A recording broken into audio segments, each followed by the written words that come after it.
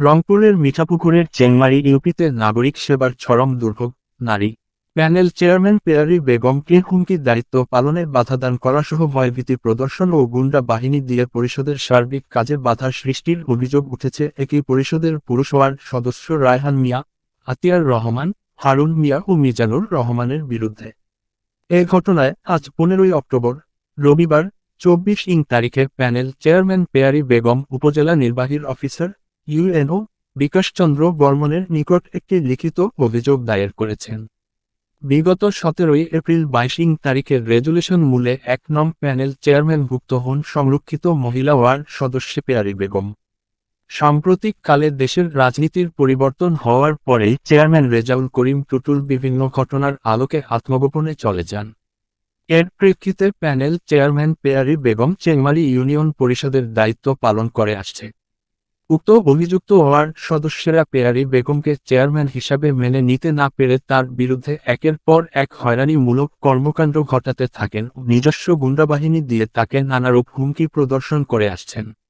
জানা গেছে, মচেংমারি ইউনিয়ন পরিষদ রেজাউল কবির টুটুল উপজেলা আওয়ামী লীগের যুগ্ম আহ্বায়ক ও সাবেক এমপি আশিকুর রহমানের একান্ত আস্থাভাজন ছিলেন।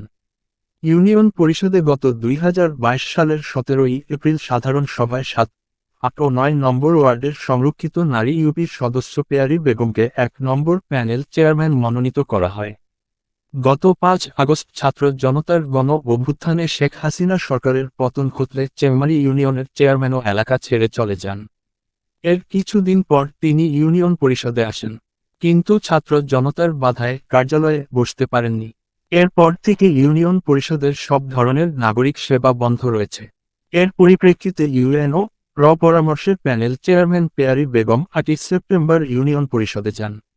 জন্ম নিবন্ধন ও নাগরিক সনদপত্রে স্বাক্ষর করেন, কিন্তু কয়েকজন পুরুষ ইউপির সদস্য পেয়ারী বেগমকে দায়িত্ব পালনে বাধা দেন।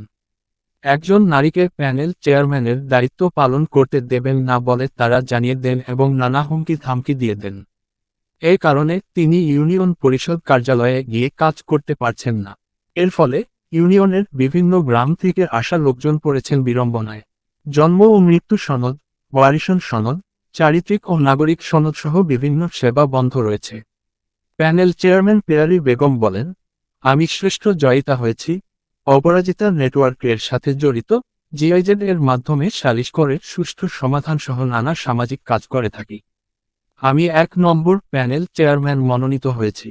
জনগণের দুর্দশার কথা ভেবে আমি ইউনিয়ন পরিষদে গিয়ে প্যানেল চেয়ারম্যানের দায়িত্ব পালন করি। কিন্তু পুরুষ ইউপির সদস্য রায়হান, মিজানুর রহমান, আতিয়ার রহমান ও হারুন অর রশিদ আমাকে দায়িত্ব পালনে বাধা প্রদান করেন এবং বিভিন্ন হুমকি দিচ্ছেন। সেই সাথে ওই সব পুরুষ সদস্যরা একাধিক জন খুবই খারাপ প্রকৃতির মানুষ। তাদের মাদক সহ নানা অপকর্মের ভিডিও সামাজিক যোগাযোগ মাধ্যমে ঘুরে বেড়াচ্ছে। ইউপি সদস্য রায়হান মিয়া বলেন, ভুয়া রেজুলেশনের মাধ্যমে প্যানেল চেয়ারম্যান হয়েছেন পেয়ারী বেগম। প্রকৃত রেজুলেশনে আমাকে প্যানেল চেয়ারম্যান করা হয়েছে। উপজেলা নির্বাহীর কর্মকর্তা ইউএনও বিকাশচন্দ্র বর্মন বলেন, পেয়ারী বেগম প্যানেল চেয়ারম্যান। তাকে দায়িত্ব পালনে কেউ বাধা দিলে অভিযোগ পেলে তদন্তপূর্বক ব্যবস্থা নেওয়া হবে। আলোকিত টিভি নিউজ ডেস্ক, ঢাকা।